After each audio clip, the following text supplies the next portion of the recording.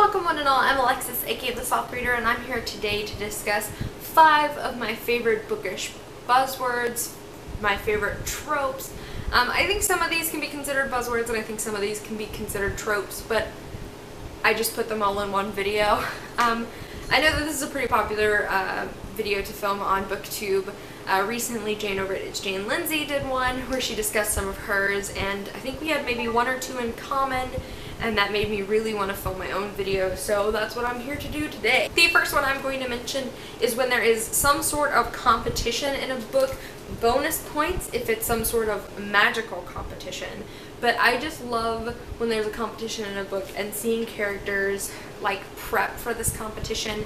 You know, it's the same in Harry Potter and the Goblet of Fire, or even in the case of like the Hunger Games. Like, one of my favorite parts of the Hunger Games was watching Katniss train for the actual Hunger Games. So I love it when there's a competition in a book. Again, bonus points if there's some sort of magic involved and I get to watch people with magical powers fight. I really love that. I don't think I've ever not enjoyed that in a book before. So I really love it when there's some sort of competition in a book, and watching characters prepare for these competitions, and a lot of times watching the fallout from these competitions, and also just getting to see characters display their different skills within these competitions. I really love that a lot. The next one I'm going to mention is when there are a group of people with superpowers. Bonus points if each of their superpowers are different. I've talked a lot about this before, but I grew up on X-Men. X-Men is like my favorite comic book supergroup. I absolutely adore X-Men, and one of my favorite parts of X-Men is how diversified all of their different abilities are. You know, sure, you have a couple of people whose abilities are similar, but nobody really has the same 2 abilities, and I love that in a book. The Diviners is a great example of this. Every character with a power in this series has a different ability, and I really like that. 2 more great examples of that are Red Queen by Victoria Aveyard and Shatter Me by Tahereh Mafi. You have a couple of characters who have similar abilities, but for the most part you do get a blend of characters who all have different supernatural abilities, and I just really like that.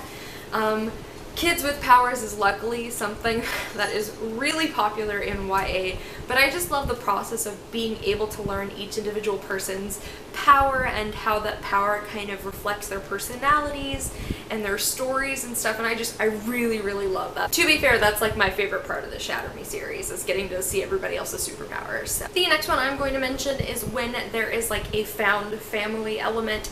So when a group of characters become friends, and they become such close and intimate friends that their friendship almost transcends into being a family.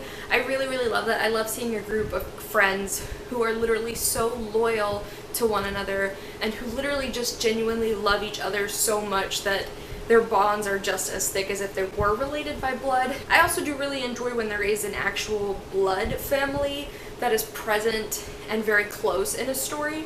That is something I also really enjoy. So if I can't have the found family, I'll settle for a really tight-knit family that are related by blood. But yeah, I just really love the found family thing, and I don't know if that's maybe because I'm such a Hufflepuff that, like, I love seeing these people who are so loyal to each other, who are so ride or die for each other. But the Raven cycle is a great example of this, because it's literally just about 5 friends who are so here for each other that they literally on more than one occasion put themselves in danger for each other, and I love it. The next one I'm going to mention is kind of a twofold answer, and that is I really like morally gray characters and or anti-heroes. And I think Game of Thrones, the Song of Ice and Fire series by George R.R. Martin has several great examples of morally gray characters. You have characters who are morally gray from the first time you meet them throughout the entire series. I think Jaime Lannister is a great example of that. Another great example of that is Theon Greyjoy, where you see these characters do bad things, and a lot of times for really questionable reasons, but they're certainly not fully evil, you know, especially when you compare someone like Jaime to someone like Tywin.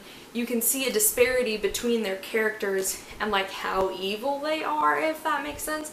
But one thing I really like about the other morally great characters in the series is you have some characters who start out very innocent and good, and you slowly see them have to make these very difficult choices that ultimately make them into morally great characters. And I think 2 great characters for that is Arya. I think Arya in this series starts out, you know, she's tough, she thinks she's, you know, a badass, but over the course of the series she has to do things to survive that, you know, really do change her from an innocent young girl to a morally great character.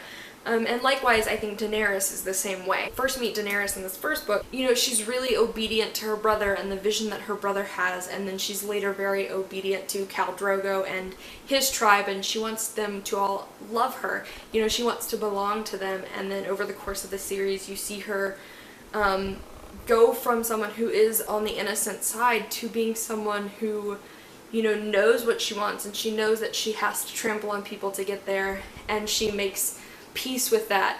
And so I really like that. I really like morally great characters. I like it when authors just let characters be morally great. I don't think every morally great character has to have a redemption arc. And it's a real big pet peeve of mine when morally great characters have their actions constantly excused. That really bugs me. I hate it when sometimes authors will do it and sometimes readers will do it when they take a morally great character and they're like, well, it's okay that they did all these things because of their tragic backstory, and I'm like, no, like, it's understandable why they make these decisions, but it doesn't excuse them, and that's a real big pet peeve of mine. Like, it's okay to like morally great characters, it's okay to like anti-heroes, it's okay to like villains, but you have to admit that they are what they are. They are morally gray, they've done bad stuff, like, just admit it. I'm sorry, I literally could probably film an entire video on that. It's a huge pet peeve of mine when people do that. I can't stand it because I appreciate morally great characters for what they are.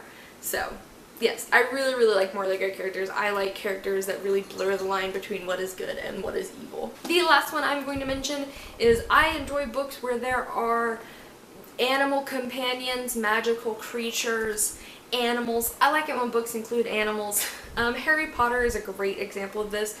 All throughout this series, we get to see examples of animal companions in Hedwig, obviously in Hedwig's, you know, companionship to Harry, but we also get to see a wide variety of magical creatures in this series. You know, we get to see dragons, we get to see hippogriffs, you know, we get to see giant spiders. Like, I just really think that, like, magical animal companions, or even just animal companions in general, I love. And I think that's because, like, I'm such an animal person.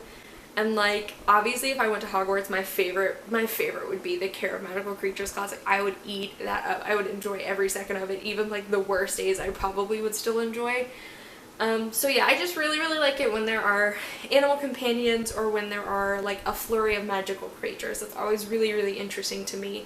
And especially if it's magical creatures, I love to learn about them, so that's definitely a trope that I always super enjoy. The last thing I do kind of want to mention, I didn't want to include it as a trope or as a buzzword because I don't think it is either one, but I thought it would be worth mentioning that I love to see books that have diversity in them.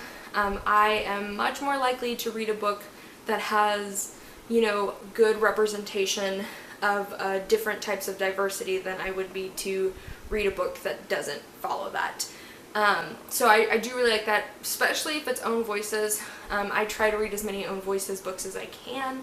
But yeah, I mean, like, if it's two books side to side, and I know Jane kind of talked about this in her video, if it's two books side to side that have the exact same premise, I'm much more likely to read one that includes good represented diversity, characters that are on the LGBTQIA+ spectrum, characters of different ethnicities, especially in a fantasy world. I really, really dig that kind of thing in fantasy. But yeah, I did definitely think that's worth mentioning, is that I absolutely love to find these elements in books that include diversity. So I figured I'd go ahead and mention that too. Alrighty guys, so those were 5 of my favorite tropes slash buzzwords slash things in books I like to read about. I would absolutely love to know you guys' recommendations based off of these things I mentioned. Again, total bonus points if you get stuff that's got diversity in it. But yeah, I am always on the hunt for more books that include these things. So please leave me your recommendations down below. I'd also love to know what are 5 of you guys' bookish buzzwords. I think it's really interesting to think about what kind of things draw us towards books. I upload videos Monday, Wednesdays, and Fridays, and I'll see you guys soon with another video. Bye!